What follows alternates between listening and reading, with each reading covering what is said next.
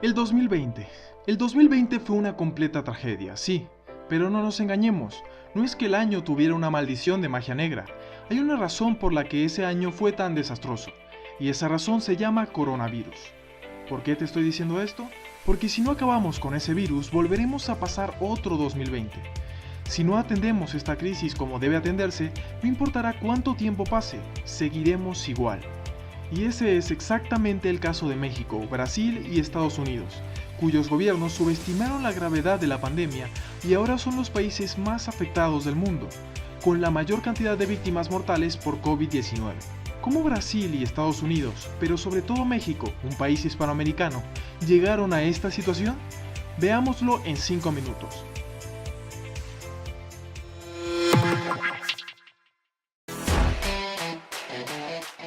Actualmente en México se registraron poco más de 2 millones de casos de infectados por coronavirus y más de 175,000 muertes por COVID-19. Esto coloca a mi país como el tercero con mayor cantidad de muertes por esta enfermedad en el mundo, solo superado por Brasil y Estados Unidos. El control de la pandemia es el objetivo de muchos gobiernos, pero en 2020 ese parecía no ser el caso en estos tres países. Estos tres estados tenían gobiernos que subestimaban pública y activamente el alcance o peligro del coronavirus y la pandemia. Cayeron en una incredulidad criminal. Y es que desde el va a desaparecer como un milagro de Donald Trump, pasando por el coronavirus no es más que una gripita de Jair Bolsonaro, hasta el lamentable abrácense o salgan a restaurantes de Andrés Manuel López Obrador, los tres mandatarios de estos países incitaron a la población a ir en contra de las medidas de contención y prevención del COVID-19 en las primeras semanas de la pandemia. Eso no fue para nada un buen comienzo.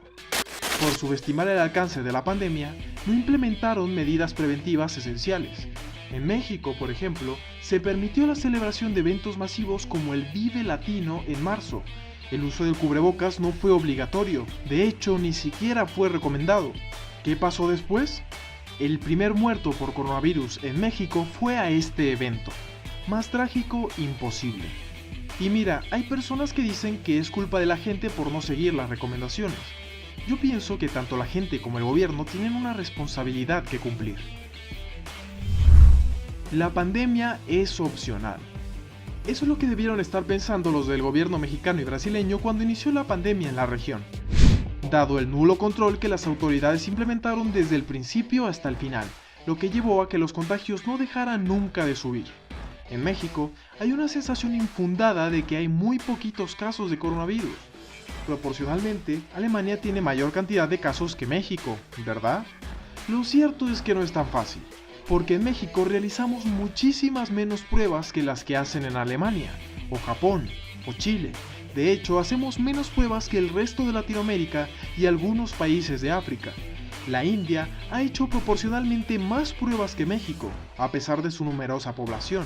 México realiza tan pocas pruebas que este pequeño país de aquí, Suiza, ha aplicado la misma cantidad de pruebas de COVID. Así, aunque México está en el lugar 93 de proporción de personas con coronavirus, también está en el lugar 156 de proporción de pruebas de COVID-19 aplicadas a la población. Así, lo más probable, según estimaciones del propio gobierno, es que México tenga más de 16 millones de contagios totales, lo que situaría al país, ahora sí, en el top 3 mundial con mayor cantidad de casos. Sí, obviamente esto es así para todos los países. Por más que sea, es muy complicado hacer pruebas a absolutamente todos los infectados, sí. Pero la diferencia no sería tan abrumadora en países como Alemania, Corea del Sur o China, donde se implementaron cientos de miles o incluso millones de pruebas por cada millón de habitantes. Tenemos que entender muy bien esto para poder comprender el alcance del desastre en México y América. Durante las primeras semanas de la contingencia, el gobierno estadounidense tampoco preparó suficientes pruebas ni la infraestructura para hacerlas. En Brasil el caso es el mismo. Sin pruebas, no puedes saber dónde está el coronavirus, no puedes prevenir rebrotes y no puedes imponer cuarentenas centradas en solo ciertas ciudades, para dejar las demás abiertas y dar un muy necesitado respiro a la economía. Tú sabes cómo lo hacen los gobiernos a los que les importa su gente. Pero lo peor es que aún, y lo que hace que estemos ante un claro acto de negligencia, fue que los gobiernos no se preocuparon en implementar medidas de cuarentena. En marzo y abril de 2020, ni en México ni Brasil existieron cuarentenas obligatorias. Solo eran simples recomendaciones a las que podías decidir si hacer caso o no. El distanciamiento social y el uso de cubrebocas también es una medida opcional hoy en día en la mayoría de estados del país. ¿Esta fue la mejor idea de todas considerando el débil sistema de salud público de ambos gobiernos? ¿Dejar a la gente a su merced y abarrotar los hospitales con enfermos y muertos? Así, Estados Unidos y México terminaron dentro de los 10 países con más cantidad de muertos por coronavirus por cada millón de habitantes. Son los países donde el coronavirus es más letal.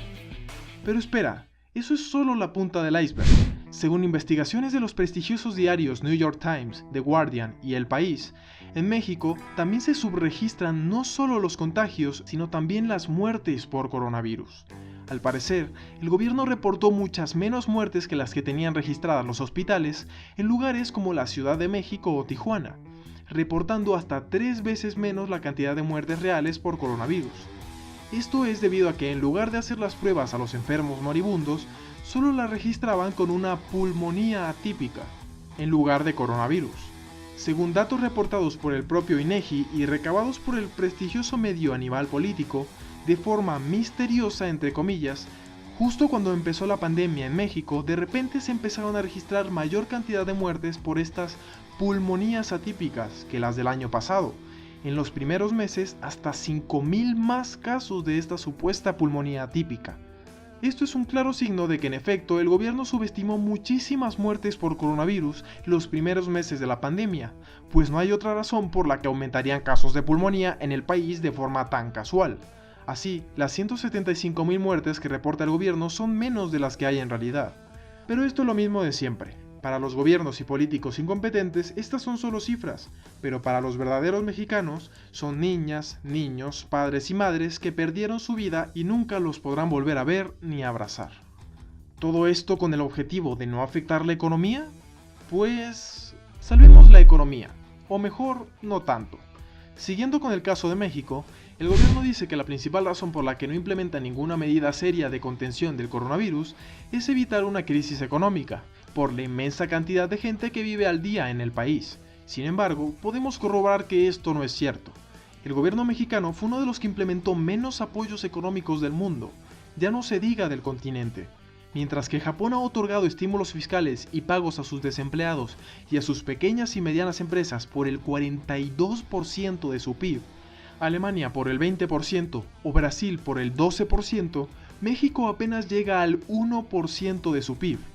Es decir, el gobierno mexicano dejó completamente abandonada a su población, a su suerte, con ayudas tan miserables como 800 pesos de ayuda, $40, a menores de edad que quedaron huérfanos por el COVID-19. Argentina, Guatemala, Perú, todos implementaron apoyos económicos varias veces más grandes de lo que el gobierno mexicano. Así que no debería haber excusas. ¿El resultado de un manejo terrible de la pandemia y nulo apoyo económico? El propio gobierno calcula que hay más de 9 millones de nuevos pobres en el país, ahora con 1 de cada 4 mexicanas y mexicanos en una situación de pobreza extrema por ingresos. El PIB del país cayó 8.9%, la peor caída desde 1932, 175,000 muertos, muy probablemente más, y decenas de miles de niños huérfanos estimados. Estos son hechos, no opiniones. Así es como México, junto a Brasil y Estados Unidos, se convirtió en uno de los países que peor ha manejado la pandemia en el mundo. ¿El gobierno pudo haber evitado tanto sufrimiento?